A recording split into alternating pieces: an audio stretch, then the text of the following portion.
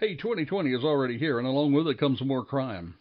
Now, last year we saw shootings in our homes, on our streets, in our cars, on our subways, in our parking lots, in our schools, and even in our churches. It could cause one to be afraid. So the first podcast of Charlie Crimebuster this year is how to face a new year without fear. That and a whole lot more on what we like to consider the fastest 30 minutes in crime talk. This is Charlie Crimebuster, and we're glad to have you aboard.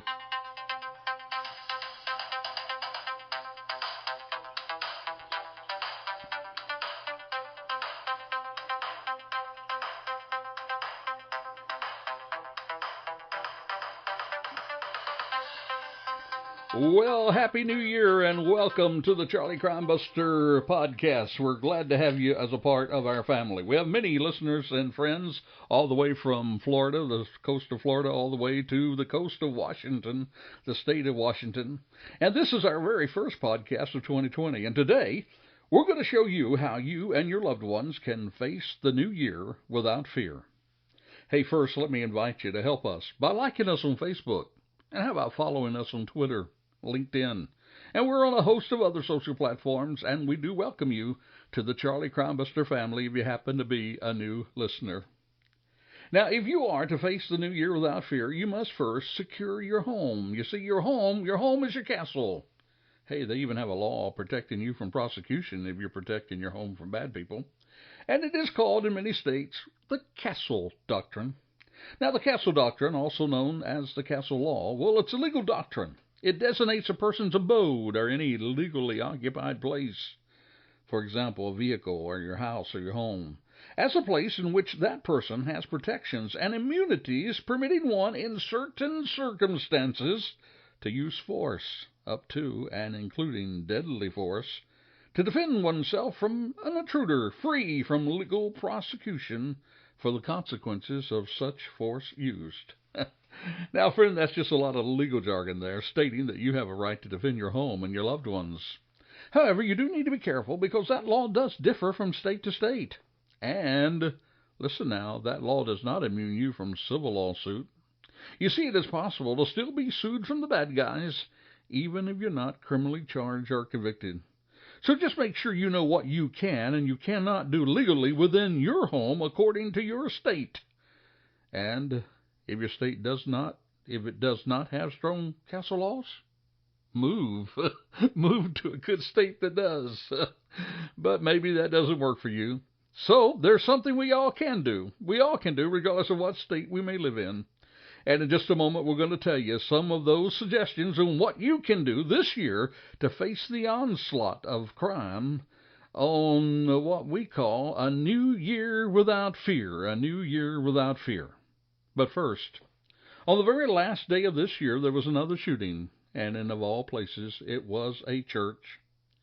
You see, there was also someone who came to stop that shooter, and it wasn't a lawman necessarily. You see, it was a pistol-packing churchgoer who was captured on live stream, gunning down a man who had opened fire inside a Texas church on Sunday morning, the last Sunday of 2019. There, he killed 2 members of the congregation. And the guy who took him out, he says, well, he doesn't consider himself a hero. His name was Jack Wilson, 71 years of age. He was a former reserve deputy sheriff. He took out the shotgun-toting suspect with a single shot to the head during the services there at West Freeway Church of Christ in Fort Worth, which is a suburb of White Settlement there in Texas. That's what police and witnesses said. Wilson went on to say, he said, I don't see myself as a hero, quote unquote. He did say, quote, I see myself as doing what needed to be done to take out the evil threat, end of quotes.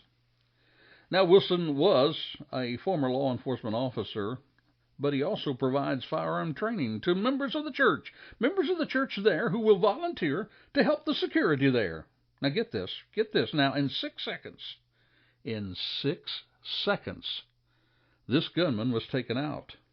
And there were 6 others available to assist with guns if this gunman was still standing. So I guess in this case we could rightly say, a godly man with a gun. A godly man with a gun. Stop the bad man with the gun. Now, To keep you and your loved ones safe in a mass shooting this year, let me invite you to visit our website, charliecrimebuster.com. Because there on the website, we'd like you to take advantage of a training video that we have there, sharing with you what you should do if you find yourself in a crowd where there's a mass shooter, or there's a mass shooting that you're involved in and you're a part of the crowd.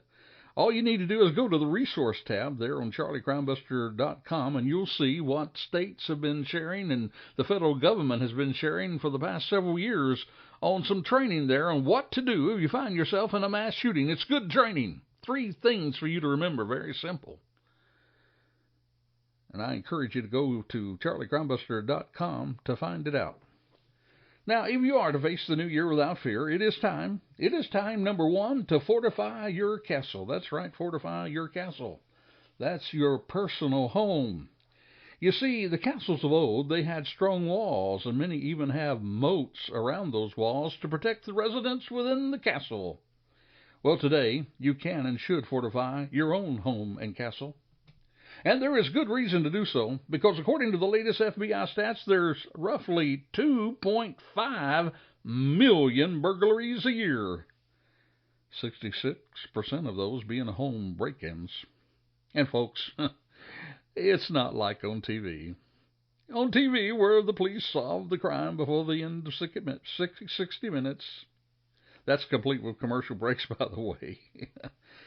The statistics tell us that police really solve only 13% of reported burglary cases. That's due to a lack of witness or physical evidence. And it might also interest you to know that 1.4 million of those, exactly 1,495,790 burglaries during the day. It happens in the daytime. And those break-ins are more likely to occur in the day between 6 a.m. and 6 p.m. As you know, that's while most people are at work or running errands. So what happens at nighttime? Well, at nighttime, there's 1.3 million burglaries during the night. You see, the cover of night brings security for the intruders. But it also means that more people are likely to be home. Hey, did you know that snow and cold are also a significant deterrent? In fact, the lowest amount of burglaries, guess what month? The lowest amount of burglaries happens in the month of February. That's what a report from the U.S. Department of Justice showed. That was during several years that they tracked those statistics. On the average, it shows us that burglary rates are highest in the summer, with about a 9% lower rate in the spring and 6% lower in the fall and 11% lower in the winter. Now, how do they break in? Well, get this. Burglars are most attracted to homes that do not have home security systems. And my friend, here's the sad part. Only 17% of houses really have a system in place. That's what stats tell us. You see, homes without a security system, well, they're 300% more likely to be burglarized. Add to that 95% of all home invasions. It does require some sort of forceful entry, be it breaking a window, picking a lock, or kicking the door. The most common tools, well, you probably guessed it, pry bars, pliers, screwdrivers, and little hammers. All those are easily concealed, very common tools, just making them harder to trace. And just who is it can we expect to come into our homes uninvited? Well, the burglars are likely to be male and under 25 years of age. Now, there's some cause for caution here, because get this, 85% of break-ins are by amateurs, and they're done out of desperation. As you know, that suggests that they would be more dangerous. You see, desperate people can be dangerous people. Now, most spend time considering factors when they're ready to break in, like proximity to traffic and possible escape routes, but only 12% admit to planning it in advance, while 41% said it was just an impulsive decision. But 83% of them admitted they specifically looked to see if there was an alarm. So the point is very clear here, folks. To keep you and your family safe, spend time and money to fortify your home. Strong doors and locks, good lighting, cameras if possible, and an alarm, or even a good guard dog. You see, keeping your castle safe, we often say in the program, make sure that your home is the most difficult to break into on your block. You see, the question is today, what have you done to fortify your home, and what are you willing to do to strengthen your home security? And if not now, when? No better time than now if you really want to face the new year without fear. Now, we're going to have more ways to face the new year in just a moment.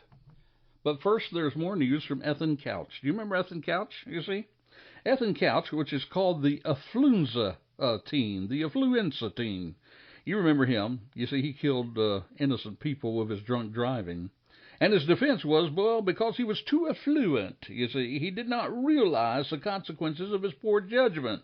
He had everything handed to him, and so he was so affluent he didn't realize poor judgment. Well, he's in jail again, folks. That's right, he was in jail again, but as before, unfortunately, not for long. The county authorities released the affluenza teen, Ethan Couch, from jail this past Friday after arresting him on a probation violation after he tested positive for THC, which was against his parole. And as 1:30 p.m. Friday, Ethan Couch was no longer listed there at the county jail as an inmate.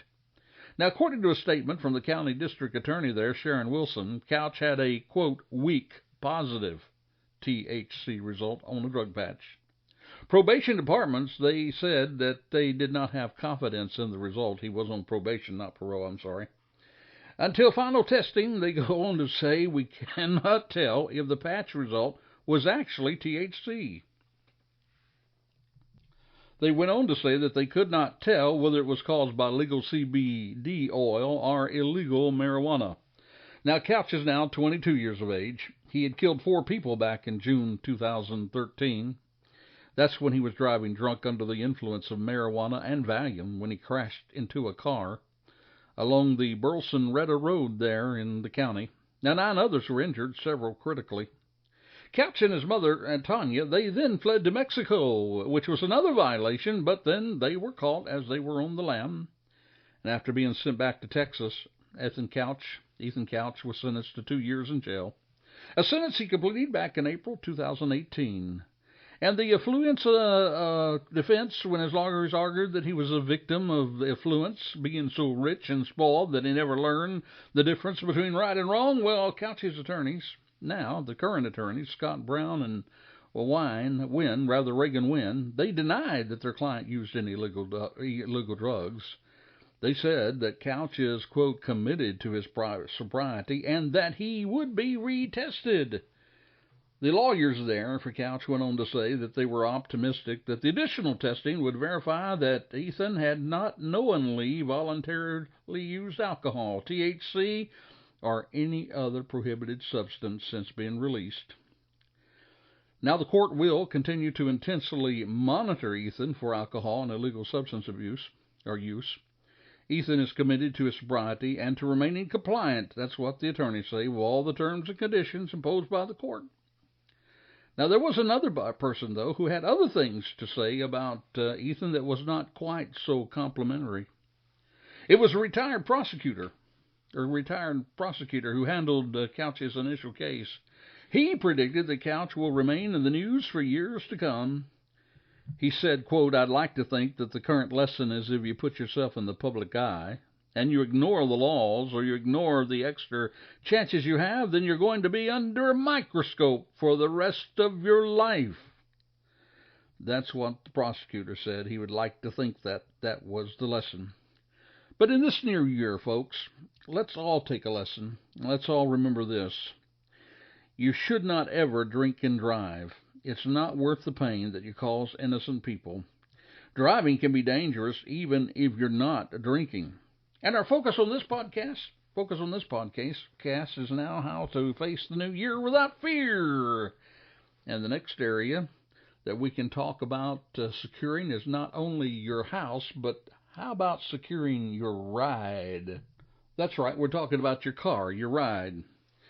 Now, you see, whenever you hear of a colleague or maybe a neighbor's car getting stolen, somehow it never occurs to you that the very same thing could happen to yourself. In fact, the matter is The possibility of your own car getting stolen, well, it's pretty real, folks, because there's a staggering 1,774,208 vehicles stolen per year. Now, on the other hand, according to the National Insurance Crime Bureau, the daily average is 156 stolen vehicles every day. 156. Now, break that down a little further. Well, it translates to about one auto theft every 6.5 minutes. And the most stolen vehicle, according to the latest statistics, it's the Honda Civic. The Honda Civic. That's according to 2018. 2019 stats are not quite yet in. And the 2000 model, the Honda Civic, well, in particular, appears to attract car thieves the most. And the thefts are due, basically, to keys being left in the car. That's on the rise. That's according to the auto theft statistics. You see, currently 209 vehicle thefts happen daily. 209 every day because the owner left the keys inside. And the state that has the highest number of incidents of theft due to the keys being left in the car? Guess what state? California. And sad to tell you, the second highest, it goes to Charlie Crimebuster's home state of Florida. Yep. And the lowest, it's up there in Vermont. That's right, up there in Vermont. Now, if you'd like to know the states according to statistics per percentage now, here are the states that have the most stolen cars. Alaska, 575.6 per 100,000 residents. Number 2 is New Mexico, 3 Nevada, 4 California, 5 Oregon, 6 Colorado, 7 Washington, District of Columbia follows that, and then Hawaii and Missouri. But the fact of the matter, some of those states you would never think they would be known for places where your car could be stolen. It just goes on to say that it could happen at any time. And it's usually when it's not expected. When it's not expected, that's usually when it happens. So here are some tips from Charlie on to keep your car safe. Number 1, keep your vehicle locked at all times, even when you're driving. And when parked, never leave your keys in the car, folks. Close all the windows and the sunroof. Never leave your car running and unattended. Avoid leaving valuables inside your vehicle where passerbyers can see them. And there are some people who say do not leave the vehicle title in your car, because too often the car theft is pulled over and he gets away because he or she can produce the auto registration. So maybe consider keeping your title and registration in another place other than the glove box. And if multiple drivers use the vehicle, well, the best suggestion might be to hide the registration in a secret location in the car that only the owners know. Worth thinking about. And they also tell us, the experts do, to know where you're going. Avoid those high crime areas, even if the alternate route takes a little longer. And they also say install an anti-theft system in your vehicle if it doesn't have one. You see, the bad guys, they're reluctant to steal vehicles if they know the cars can be recovered quickly. And you might even get a discount on your insurance if you have a system. And if you can't afford a system, just get a good old-fashioned steering wheel lock and use that. Now, thieves, they do prefer to work in the dark, so be cautious at night about where you park your car. Park it in a well-lit area if at all possible. Look around. Be aware of your surroundings, especially in garages, parking lots, and gas stations. And my friend, this should go without saying. Don't leave your child in your car while you walk away or go to the store. Just don't do it. It's just not worth it. Now, because the people are getting a little smarter about protecting their ride, there's something else that's happening with their cars, and that's carjacking, and it's on the rise. You see, it becomes easier for the bad guys to carjack you than to steal your ride out of your driveway. Now, we're going to give you some tips on how to stay safe from carjacking in a moment. But now, it's getting time for some cybercrime news. Now, many of you are aware that I've, in the last couple of podcasts, several actually, I've mentioned that anything can be hacked, just like your door. No matter how strong it is, it can be broken. Yet you still use your door to protect yourself, and we still use the doorbell camera to help detect crime. And while I have shared instances where there has been breaches there, the experts do tell us that we're pretty well good to go, providing you keep your software updated and you follow the instructions to the T in installing the camera. Now, that's just something you're going to have to decide for yourself. But today, we're going to give the doorbell camera some praise. This comes from Fox News. Deputies in Texas, they tell us that a doorbell camera recorded an ex-college football player confessing to killing his pregnant sister with a knife. That's according to reports. You see, Michael Egwa, 25 years of age, was arrested of killing his 32-year-old sister Jennifer this past Friday in Texas. I killed Jennifer, that's what the doorbell camera recorded. Now, Egwa is saying that he left his sister's home moments after the murder. That's according to the Austin American-Statesman. And they cited that from the arrest affidavit, David. Now, witnesses told police that they saw Egwa utter these words when they saw him leaving the house with a smile on his face and a bloody kitchen knife in his hand. That's according to KEYE-TV. The witnesses told police they heard Egwa and his sister yelling and screaming. That's what the station out there reporting. An autopsy confirmed that Jennifer was about 3 months pregnant. Officials said she was stabbed multiple times. Efforts were made to save her life and the life of the unborn child, but ultimately those efforts were unsuccessful. That's what Christian Dark, a spokeswoman with the Travis County Sheriff's Officers out there, told reporters. Now, Egwa, he was a football player. Yep, a football player for the University of Texas at San Antonio. He was there as a football player for 3 years. He was jailed, and he was held on $500,000 bond. Now, the crime of carjacking has increased. The crime, in fact, has become one of the top in the nation, as the numbers of carjacking incidents have been reported by the Department of Justice at about 49,000 per year. That's a high number of carjacking attempts.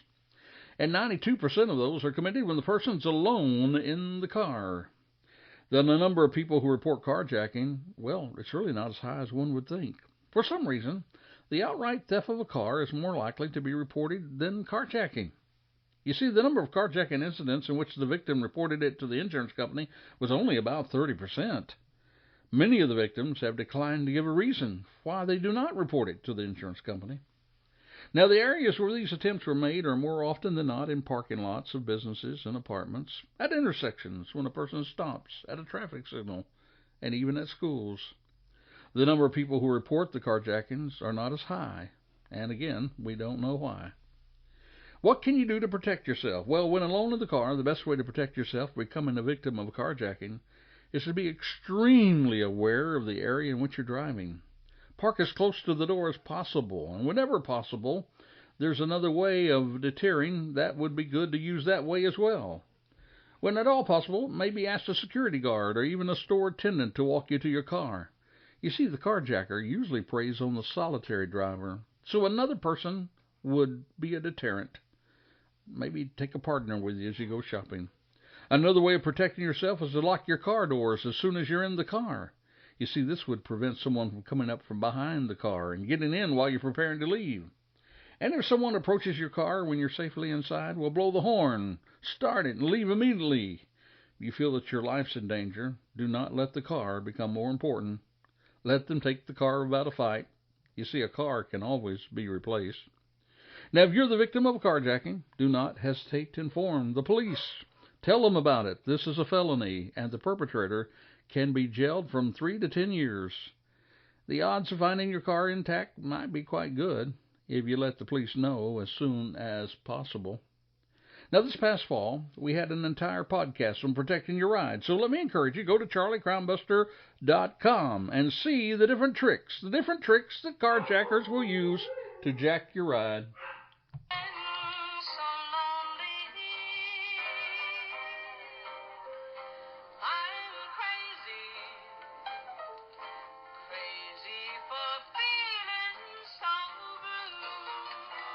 All right, there's our crazy song, and that lets us know it's time for our crazy crook story that we always use on our Charlie Crimebuster podcast.